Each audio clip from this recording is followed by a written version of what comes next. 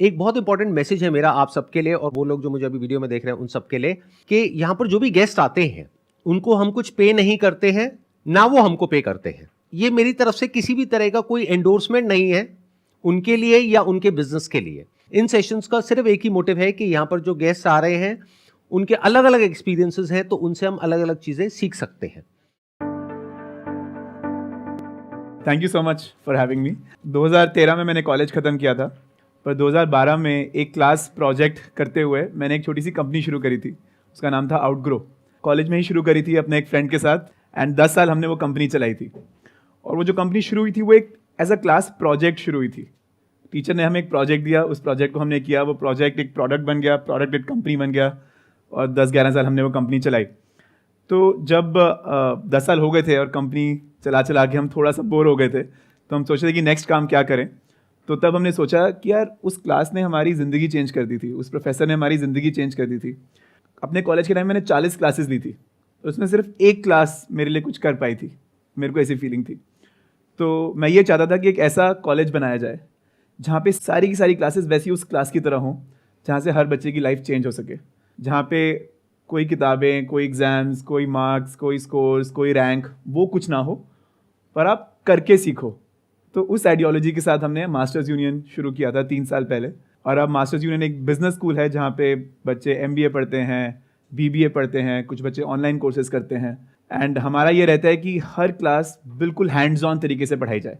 तो आपका जो बी स्कूल है उसका मेन टारगेट क्या है? इज इट कि आपको एंटरप्रेन्योर्स क्रिएट करने हैं, या फिर एंटरप्रेन्योरशिप के लिए एक इंसान को तैयार करना है, या फिर उसकी अच्छी प्लेसमेंट हो जाए? What's your main goal? Actually main goal ये है कि जिस तरीके से आज के दिन एक क्लास में पढ़ाई होती है वो ठीक नहीं है।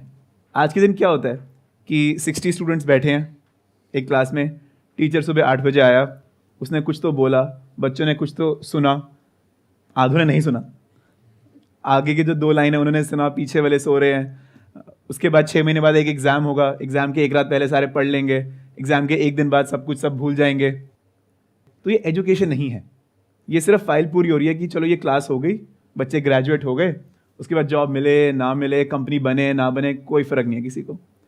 That is the problem with education today. People agree with me?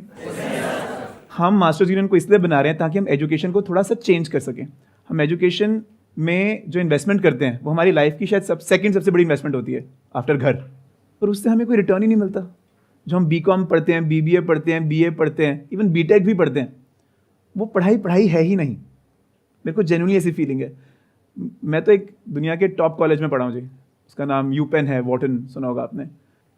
वहाँ पे भी मैं आपको कह रहा हूँ कि 40 में से 39 क्लासेज में मैंने नहीं सीखा ज़्यादा कुछ। उसी एक क्लास में सीख पाया जहाँ पे हाथ से मैंने सीखा, खुद करके काम। किताबों से नहीं सीखा, एग्जाम से नहीं सीखा, लेक्चर स्लाइड से नहीं सीखा, प्रोजेक्टर से नहीं सीखा, वाइट बोर्ड ब्लैक बोर्ड से नहीं सीखा, खुद करके कुछ सीखा। मैंने आपकी वेबसाइट देखी तो वहाँ पर आप हाईलाइट कर रहे हैं कि हमारा एवरेज जो एनुअल पैकेज है वो इतना है जी। तो उसके पीछे क्या रीज़न है? Why are you highlighting that then? हम कह रहे हैं कि यदि हमारा जो एक्सपेरिमेंट है कि हम नई तरीके की एजुकेशन ला रहे हैं, ये सक्सेस है कि फेलियर है, वो चेक करने के सिर्फ 2 ही तरीके हैं कि क्या बच्चे की अच्छी प्लेसमेंट हो रही है, नंबर 1, एंड नंबर 2, क्या कुछ बच्चे जेन्युइनली एंटरप्रेन्योरशिप की तरफ जा पा रहे हैं। कितने बच्चे हैं जिनकी प्लेसमेंट होती है और कितने ऐसे हैं जो अपना कुछ स्टार्टअप करते हैं या अपना बिजनेस करते हैं? किसी एक नॉर्मल कॉलेज में देखा जाए तो वहाँ पे मान लीजिए 100 बच्चे हैं तो 30 की प्लेसमेंट होती है, 10 अपने फैमिली बिजनेस को ज्वाइन करते हैं, और to be honest and this is the sad truth, 60 कुछ नहीं करते। You are not talking about the top B schools, you are talking about I'm like talking about average. Top में यदि देखा जाए, IIMs में देखा जाए तो 100% प्लेसमेंट होती है। राइट। हमारे केस में आप लेके चलिए 85% प्लेसमेंट होती है, 5% लोग अपने फैमिली बिजनेस को ज्वाइन करते हैं, और 10% बच्चे अपनी खुद की कंपनी शुरू करते हैं। और कंपनी शुरू करने का मतलब कि बिफोर ग्रेजुएशन उनके पास एटलीस्ट एक राउंड ऑफ फंडिंग किसी एक VC से है। Please correct me if I am wrong, आपकी वेबसाइट पे लिखा हुआ है कि एवरेज जो पैकेज है that's around 25 lakh per annum, right? नहीं, इस साल रहा है 33 लाख। और ये एवरेज है, दिस इज नॉट मीडियन। हमारा मीडियन हमारे एवरेज से ±5% पे रहता है।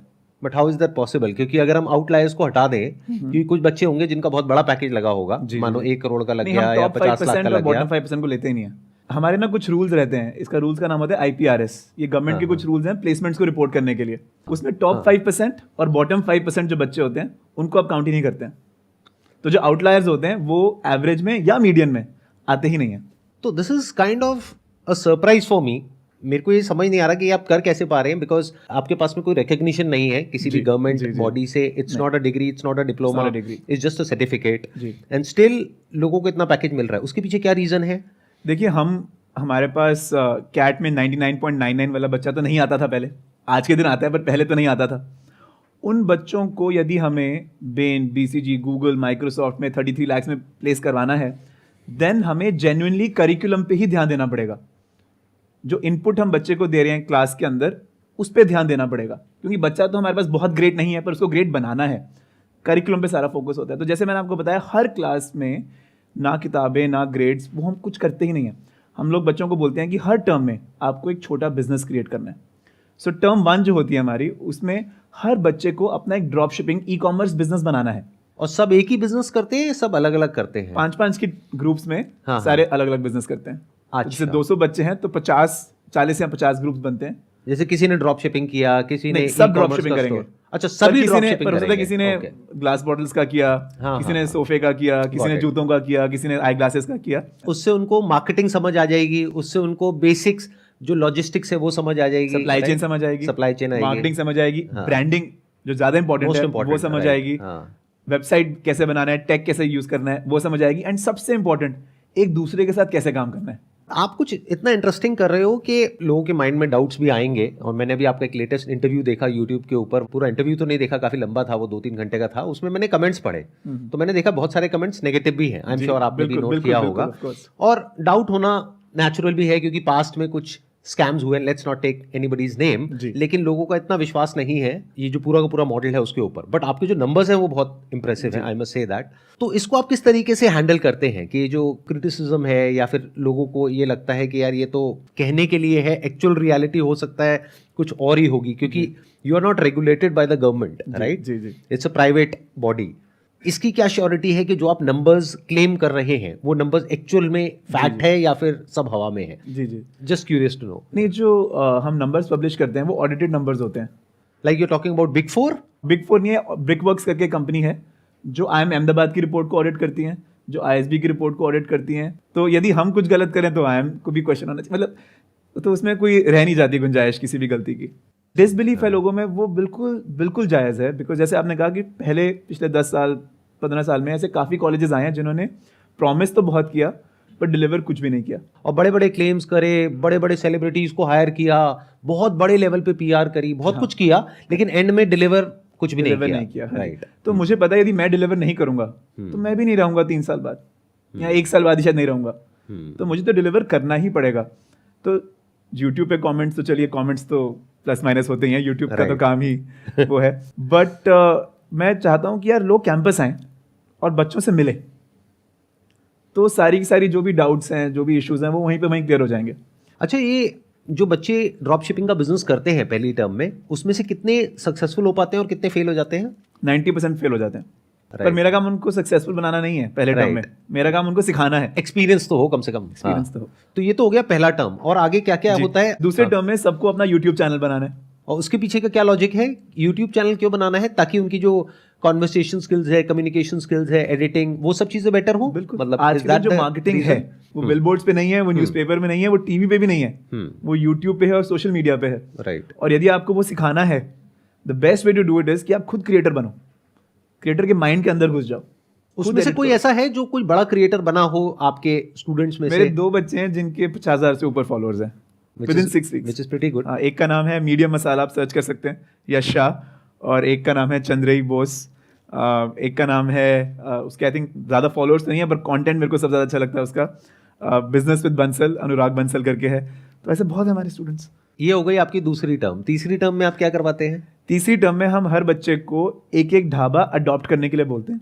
इन द सेंस, मैं समझा नहीं, अडॉप्ट करना है मतलब क्या? मान लीजिए एक ढाबा है, उनके मेन्यूज को स्टडी करेंगे, उनकी वेबसाइट, इंस्टाग्राम सबको स्टडी करेंगे, और 1 महीने में उसको पूरा ओवरहॉल करेंगे। उनको कंसल्टिंग देके कि आप कैसे कैसे अपना रेवेन्यू या अपनी बॉटम लाइन, अपना प्रॉफिट इंक्रीज कर सकते हो। कि मतलब जो मार्केट प्लेसेस है, जैसे जोमेटो हो गया, स्विगी हो गया, वहां पर लिस्ट करो, वहां पे लिस्ट करो, अपनी वेबसाइट पे ठीक करो, गूगल में लोग आपको गूगल ढूंढ पा रहे हैं कि नहीं पा रहे सर्च हैं, करें तो वहां पे लिस्टिंग आनी चाहिए, बिल्कुल। ऐड आना चाहिए, व्हाटएवर इट इज, व्हाटएवर, मतलब उसका धंधा इंप्रूव करके दो उसको। एंड जो आपका ग्रेड होगा वो डिपेंडेंट किस चीज पे होगा, कितना अच्छा उसने इंप्रूव किया, मतलब बिल्कुल। कितना रिजल्ट आया, कितना रिजल्ट तो आया। It's all connected to result, right? all तो connected यूट्यूब में to- भी ऐसे ही होता है कि किसके बिल्कुल, कितने सब्सक्राइबर्स हुए, व्यूज हुए। Subscribers, engagement, subscribers over engagement, वही जो मैट्रिक्स आप भी ट्रैक करते हैं वही हमारे बच्चे भी ट्रैक करते हैं। Very interesting. ठीक है, ये हो गया तीसरा टर्म। मेरे को वैसे इंटरेस्ट आ रहा है, चौथे टर्म में आप क्या करते हैं? तो देखिए, ऐसा नहीं है कि क्लासेस नहीं होती, क्लासेस भी होती हैं, पर जो क्लासेस में आप सीखते हो वही आप शाम को अपने इन बिजनेसेस में अप्लाई करते हो। I understand. बच्चा पढ़ के नहीं सीखता, करके सीखता है। तो जो ये बिजनेसेस वो बना रहा है, उसको एक कैनवस मिलता है जहां पे वो अपनी लर्निंग्स को पेंट कर सके एक्चुअली और सीख सके। ये 3 टर्म ये हो गई। 3 terms चौथी हो गई। टर्म में क्या होता है? फिर चौथी, पांचवी, छठवीं टर्म में हम बच्चों से एक ही बिजनेस क्रिएट करवाते हैं इन 3 स्टेजेस। पहला स्टेज होता है MVP स्टेज, सेकंड स्टेज होता है GTM stage, go to market stage, और तीसरा स्टेज होता है PMF stage, product market fit stage. यही 3 स्टेजेस होते हैं ना कंपनी के। ऑब्वियसली, हाँ। तो हमने हर टर्म में वो 3 स्टेजेस को डिवाइड कर दिया और बच्चे को बोलते हैं कोई भी एक बिजनेस पकड़ो तुम, और उस बिजनेस को हम एक स्ट्रक्चर्ड तरीके से बनाएंगे। और आखिरी स्टेज में हम बच्चों को प्रेजेंट करवाते हैं अपने बिजनेसेस 100 VCs के सामने। ये पूरी वीडियो अभी यूट्यूब पे आएगी, जिसमें हमारे 10 टॉप फाइनलिस्ट्स 100 VCs को अपने आइडियाज पिच कर रहे हैं, और VCs उधर के उधर बच्चों को स्पॉट ऑफर्स दे रहे हैं। Real VCs, real angels, real companies. तो अभी तक कितने बच्चों को आपके यहाँ से फंडिंग मिली है ऑफिशियली, मतलब प्रॉपर VC से या एंजल इन्वेस्टर से? इस साल 160 में से जो हम वीडियो निकालेंगे उसमें एटलीस्ट 8 कंपनीज ऐसी हैं जिनको मिनिमम 20 लाख फंडिंग मिली है। तो धीरे धीरे हो सकता है फ्यूचर में ऐसा भी हो जाए कि आपका जो ये रेशियो है, यानी प्लेसमेंट का और एंटरप्रेन्योरशिप का, ये भी शिफ्ट होगा थोड़ा सा। देखिए, एक बिजनेस स्कूल है, वो एक मार्केटिंग स्कूल नहीं है, वो एक कंसल्टिंग स्कूल नहीं है, वो एक डेटा स्कूल नहीं है, वो एक जॉब स्कूल नहीं है, वो एक बिजनेस स्कूल है। बिजनेस स्कूल का काम क्या होना चाहिए? बिजनेस बनाना सिखाना, नॉट की जॉब लेना सिखाना। ये मेरे को भी थोड़ा दर्द होता है जब बच्चे जॉब में जाते हैं। मैं चाहता नहीं कि वो जॉब में जाएं, वैसे वेल्थ नहीं बन पाएगी उनकी। तो मैं तो चाहूँगा कि 5 साल में जो ये नंबर बिल्कुल रिवर्स हो जाए कि 80% बच्चे फंडेड कंपनीज चालू करें और सिर्फ 20% बच्चे एज अ बैकअप जॉब लें। आप ये जो कर रहे हैं ये बड़ा कमाल का है। आई कैन जस्ट इमेजिन कि वहाँ पर क्या एनर्जी होती होगी, किस तरह की वाइब होती होगी। सब बच्चे अपना कुछ करने की कोशिश कर रहे हैं, उसमें से कुछ सक्सेसफुल हो रहे हैं, कुछ फेल हो रहे हैं, कुछ को फंडिंग मिल रही है, कुछ को नहीं मिल रही है। क्या आपका ये प्लान है कि आने वाले टाइम में धीरे धीरे इस सबको यूट्यूब पे अपलोड करना है, ताकि वो बच्चे जो आपके इंस्टीट्यूट को अफोर्ड नहीं कर सकते, जी, क्योंकि आई होप आपकी फीस बहुत ज़्यादा है, जी, इट्स मोर देन 20 लाख और समथिंग, जी। राइट? तो वो बहुत सारे बच्चे अफोर्ड नहीं कर सकते यहाँ पर। तो उनके लिए आप कुछ सोच रहे हैं कि अगर जो भी आपकी क्लासेस हैं, लेक्चर्स हैं, या जो भी कुछ इंटरनली हो रहा है, अगर आप उसको अपलोड करना शुरू कर दें, तो I don't think it's going to harm you in any way. सब यूट्यूब पे ऑलरेडी है जी। अच्छा, ऑलरेडी है? मतलब मेरे 5 मिलियन 10 मिलियन फॉलोअर्स तो नहीं है, बट हमारे कुछ 1.5 लाख के करीब फॉलोअर्स हैं। एंड हमारी सारी क्लासेस, सारी मास्टर क्लासेस, सारे ये कॉम्पिटिशंस सब यूट्यूब पे अवेलेबल है पब्लिकली। आज के दिन भी है, आप जाके तब देख सकते हैं। नहीं, not short videos, I am talking about और लॉन्ग वीडियोस। मैं भी short Long form content. Long form 20 minutes, half an hour, 2 hours, 20 hour के पूरे कोर्सेज ब्लॉकचेन के सब हमारे यूट्यूब पे अवेलेबल हैं। दैट्स गुड जी। I think he deserves a big round of applause for this. मेरे माइंड में ना बहुत सारे क्वेश्चंस आ रहे हैं। वैसे तो यूजुअली होता है कि यहाँ पे ऑडियंस क्वेश्चंस पूछती है, बट Yeah, आपसे please, बात please. करके, क्योंकि आपका बिजनेस मॉडल इतना इंटरेस्टिंग है, तो जी। मेरे माइंड में कई क्वेश्चंस आ रहे हैं। जैसे जो कॉर्पोरेट्स हैं, फॉर एग्जांपल मान लेते हैं मेरी कंपनी है, अब जी। आपके यहाँ से कोई बच्चा निकला, वो हमारे पास में आया, जी, उसने आकर के अपना रेज्यूम दिया, जहाँ पे मैंने पढ़ा कि भाई MBA कहाँ से किया हुआ है। सबसे पहले लोग यही देखते हैं। बहुत बार तो हम प्लेसमेंट एजेंसी को बताते हैं कि भाई हमको IIM अहमदाबाद का ही चाहिए, व्हाटएवर मार्केटिंग में वो किया हुआ या सिम्बोसिस का चाहिए। तो अब जैसे ही मैंने देखा कि उसने आपके यहाँ से किया है, it's not a diploma, it's not a degree, it's just a certificate. जी, मैंने मान लेते हैं कि आपके इंस्टीट्यूट का नाम नहीं सुना, जी, तो अब उस केस में मैं उसको बड़ा पैकेज क्यों दूंगा? मतलब why will I give him such a big package और सच अ बिग रेज, कि मैं उससे ये पूछूंगा कि भाई पहले तुम्हारा कितना पैकेज था, वो कहेगा पहले 8 लाख का था। तो मैं यही तो कहूंगा कि ठीक है, अब तुम्हारा 8 लाख का था, but you have not done your MBA from IIMs। I am just playing devil's advocate. बहुत अच्छा क्वेश्चन है। और मैं यही कहूंगा कि ठीक है, तुम्हारा पहले 8 लाख का था, अब तुम 9 लाख ले लो, 10 लाख ले लो, क्योंकि अब तुमने इतना कुछ किया है, दैट्स गुड इनफ। तो वो बच्चे के जो रेज्यूमे पे ना 4 चीज़ें और भी लिखी होंगी। उस पर लिखा होगा कि उसने ड्रॉप शिपिंग कंपनी बनाई थी जिसमें उसका रेवेन्यू इतना था। और वो फेल भी हो सकता है, 90% फेल हो जाते हैं वहाँ कुछ पे। रेवेन्यू तो होगा। अच्छा, कुछ तो रेवेन्यू हो गई, अगर फेल भी हुआ तो कुछ तो रेवेन्यू है। राइट। फेल हुआ इसका मतलब ये नहीं है कि रेवेन्यू नहीं है, फेल हुआ इसका मतलब ये है कि प्रॉफिट नहीं है। प्रॉफिट नहीं हुआ, या आगे मैंने करना छोड़ दिया, कोई भी रीजन हो सकता है। पर ये भी लिखा होगा कि यदि मैं फेल हुआ तो मैं क्यों फेल हुआ, क्या रह गया मुझसे, और मैंने क्या सीखा उस एक्सपीरियंस से। दूसरी लाइन में लिखा होगा मैंने यूट्यूब चैनल बनाया जिसमें मेरे सिर्फ 50 ही फॉलोअर्स बन पाए, पर इन 50 फॉलोअर्स से मैंने बहुत कुछ सीखा। फिर तीसरा लिखा होगा मैंने ये सोलगप्पा करके कंपनी बनाई जिसमें मैंने अपने 3 गोलगप्पे की रेडियां लगाई, पैसे कमाए, वहाँ पे जो गुड़गांव की डेवलपमेंट अथॉरिटी है उन्होंने मेरा आके ले भी लिया, फिर मैं वहाँ गया, वहाँ से मैंने उसको रिट्रीव किया। ये सब भी लिखा होगा। और आप बोलेंगे ऐसे करके दिखाया है जो, and again nothing against IIMs, I love IIMs, हम IIM से बहुत सीखते हैं, बट IIM में आपको सिर्फ IIM दिखेगा, उसका नेसेसरी उसका काम शायद ना दिखे, पर हमारे रेज्यूमे में उसका काम ही दिखेगा, बिकॉज हमारा नाम तो कुछ है ही नहीं। अब बताइए और क्या क्वेश्चन है आप लोगों के माइंड में जो भी आप पूछना चाहते हैं। सर मेरा सवाल है कि जब भी हम कोई बिजनेस करते हैं तो हमें एक टीम बिल्ड करनी होती है, लेकिन सर अगर मेरी एजुकेशन उस लेवल की नहीं है और जबकि मैं अपने बड़े लोगों से बात कर रहा हूँ कि आप मेरी टीम में आओ, तो सर मेरा आइडिया सुनते ही ये कहते हैं नहीं तू रहने दे, तू नहीं कर पाएगा। तो सर उन्हें कैसे कन्विंस करूँ कि मैं जो सोच रहा हूँ बहुत बड़ा है और उन्हें अपने टीम में लाने की कोशिश करूँ। जो आपका आइडिया है वो किस तरीके से आपने प्रेजेंट किया उन लोगों को, वो बहुत इंपॉर्टेंट है। यदि आपने अपना आइडिया बोला मेरे को ये करना है, मेरे को ना यार ये काले रंग के जूते बेचने हैं, करेगा मेरे साथ, तो आपने कॉन्फिडेंस नहीं इंस्पायर किया, उस बंदे को आप पे बिलीव नहीं अभी। पर यदि आपने पूरी रिसर्च करी हो, अपनी 10 पेज की रिपोर्ट बनाई हो, 20 पेज की रिपोर्ट बनाई हो, जिसमें लिखा हो कि यार इंडिया में काले जूतों की मार्केट 10,000 करोड़ की है, आज के दिन ये 4 कंपनियां हैं जो बहुत बढ़िया कर रही हैं, पर गुजरात में ऐसी कोई कंपनी नहीं है जो काले जूते वहां पे अच्छे दाम में बेच रही है। तो मुझे ऐसा लगता है कि हम लोग चाइना से इंपोर्ट करके गुजरात में ऐसे जूते बेच सकते हैं और वहां पे हम 20 से 25% प्रॉफिट कमा सकते हैं।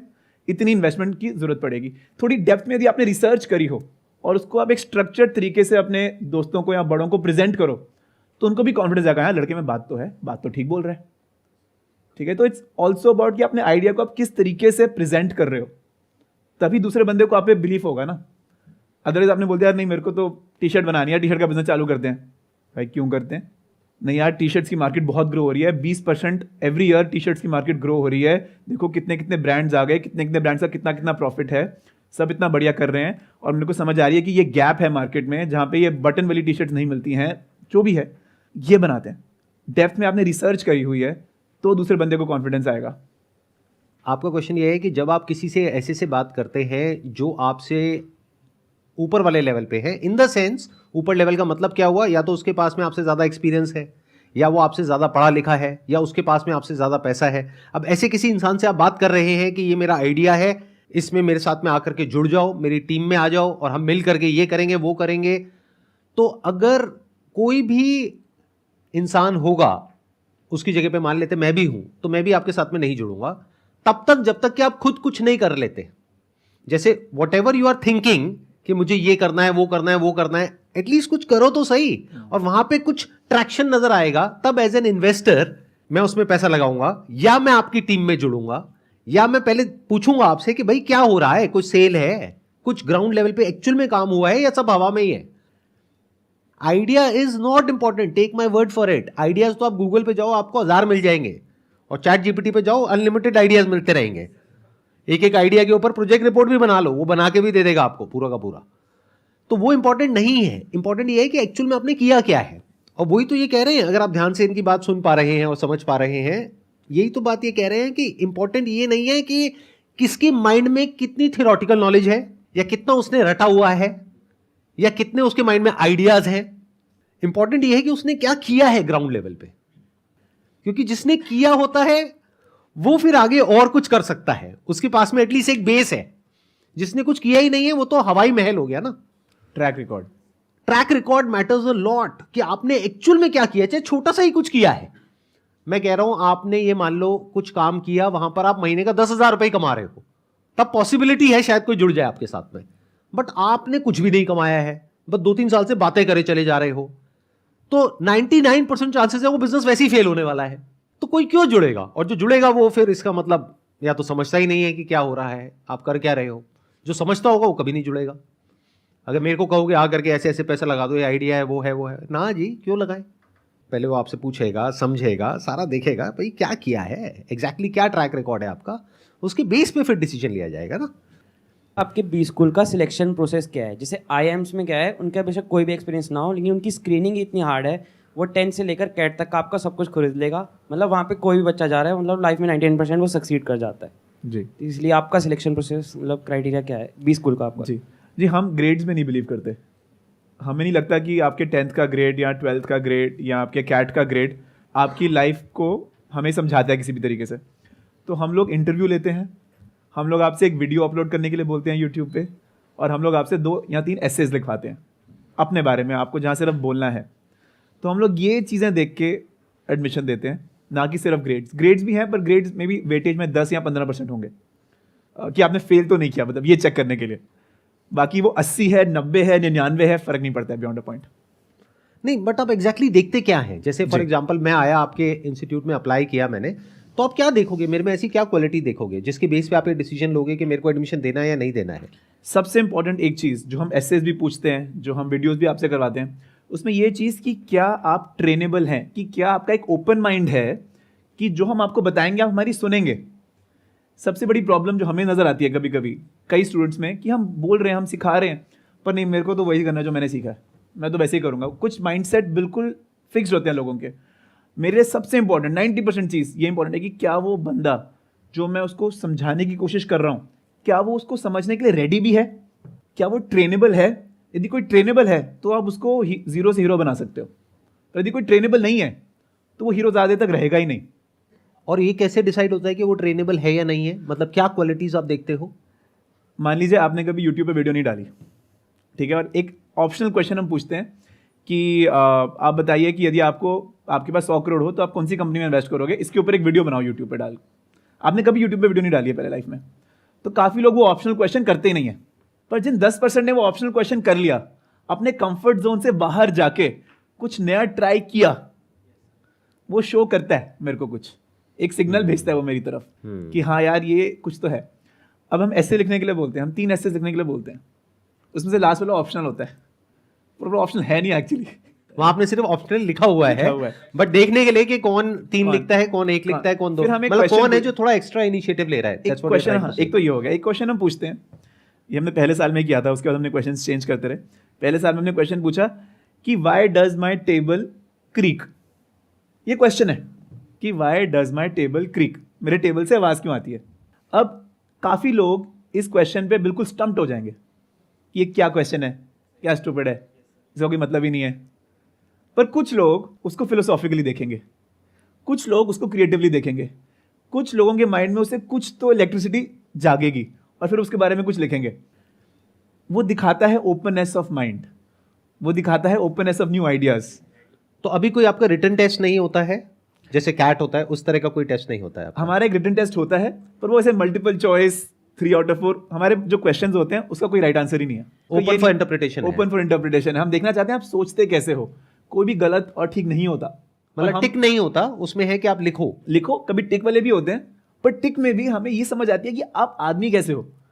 उसमें ABCD हम पूछेंगे यार क्वेश्चन, जैसे फॉर एग्जांपल क्वेश्चन होगा, मान लीजिए आप गाड़ी चला रहे हैं और ब्रेक फेल हो गई आपकी, और लेफ्ट साइड में एक डॉग है और सामने एक 99-year-old वुमन है, ठीक है, और आप दोनों में से एक को ही बचा सकते हो, तो किसको बचाओगे? अगर ये क्वेश्चन आपसे पूछा जाए आप क्या जवाब दोगे? जस्ट क्यूरियस टू नो, मतलब बहुत इंटरेस्टिंग है ये और थोड़ा कंट्रोवर्शियल भी है, तो मतलब आपका क्या जवाब होगा, किसको बचाओगे आप? ये तो आपने गलत क्वेश्चन आई थिंक मैं बोलता कि मैं जवाब देता कि डिपेंडेंसी किस पे किसकी ज़्यादा है। मान लीजिए जो 99-year-old वुमन है, क्या कोई ऐसे लोग हैं जो उन पे डिपेंडेंट हैं? मान लीजिए उनकी कोई फैमिली नहीं है, कोई कुछ नहीं है, तो शायद मैं ऐसा डिसीजन लूँ। पर जो डॉग है, मान लीजिए उस डॉग से कोई एक बच्चा बहुत ज़्यादा प्रेम करता है, या उस डॉग की भी एक फैमिली है, या कोई भी ऐसे, तो मैं देखूंगा कि डिपेंडेंसी किसकी ज़्यादा है, उसके बेस पे मैं डिसीजन लूँगा। तो ये मेरी जस्टिफिकेशन है। आप मान सकते हैं, आप नहीं मान सकते। कोई और है जो इसमें कुछ बोलना चाहेगा कि मतलब अगर आपको चूज करना पड़ता तो आप क्या करते? हाँ, आप बताइए। अब उस समय सोचने का टाइम तो नहीं मिलेगा ना हमें, मतलब उस समय जो हम कर रहे हैं बिल्कुल, तो ये भी एक आंसर है, राइट? सोचने का टाइम तो मिलेगा ही नहीं। बिल्कुल। मतलब जहाँ घूमेंगे हम तो घुमा जैसे देंगे। मैंने कहा कोई गलत ठीक है ही नहीं इसमें, मैं गलत हूँ, मेरा जवाब गलत है, मैंने मान लिया आपकी बात, हाँ। और हो सकता है कि जो फिर ऐसे रीड कर रहा है हम्म, वो सोचे कि यार अच्छा मेरे को ऐसा बंदा चाहिए कि नहीं चाहिए। जैसे मेरा क्वेश्चन एनालिटिकली ठीक था बट प्रैक्टिकली बिल्कुल गलत था, यही आप कहने की कोशिश कर रहे हैं ना। जी जी तुमने मैथमेटिक्स तो लगा दी पर प्रैक्टिकली तो तुम्हारा आंसर बिल्कुल गलत है। अब now as the checker of the essay, जो एडमिशंस में मेरा कंसल्टेंट है, वो बोलेगा कि यार मेरे को ऐसे बंदे चाहिए ही नहीं जो सिर्फ एनालिटिकली सोचते हैं और प्रैक्टिकली नहीं सोचते, इसलिए प्रथम को रिजेक्ट कर दिया जाए। बिल्कुल ठीक है। तो आप बेसिकली उसकी साइकी देख रहे हो, if I am not wrong, right? कि जो Psyche। जो बंदा है उसका दिमाग कितना खुला हुआ है, इज ही और she open for new ideas, Ideas। New learnings, new experiences, तभी वो कुछ नई स्किल्स एक्वायर कर सकता है, तभी वो उससे बेटर हो सकता है जैसा वो आ रहा है। बिल्कुल। एक और चीज़ हम चेक करने की कोशिश करते हैं कि उसकी लाइफ में क्या अप्स एंड डाउन्स रहे हैं, क्योंकि जो आपकी लाइफ के डाउन्स होते हैं ना वो आपका कैरेक्टर बहुत बनाते हैं। तो हम एक क्वेश्चन पूछते हैं कैसे में कि अपनी लाइफ का लोएस्ट पॉइंट बताइए हमें, लोएस्ट पॉइंट, और उसमें कई बड़ी इंटरेस्टिंग स्टोरीज निकल कर आती हैं जिससे हमें आपकी साइकी की इंसाइट मिलती है कि आप आदमी एक्चुअली हो कैसे। तो उसमें लोग बताते हैं I lost a parent, maybe I lost a business, maybe I saw my parent lose a business. बड़े इंटरेस्टिंग आंसर्स आते हैं, कई इंटरेस्टिंग आंसर्स नहीं भी आते। तो उससे भी हमें समझ आता है कि आपके कैरेक्टर की डेप्थ कितनी है। थैंक यू सो मच जी यहाँ पर आने के लिए। It was pleasure meeting you, pleasure talking to you.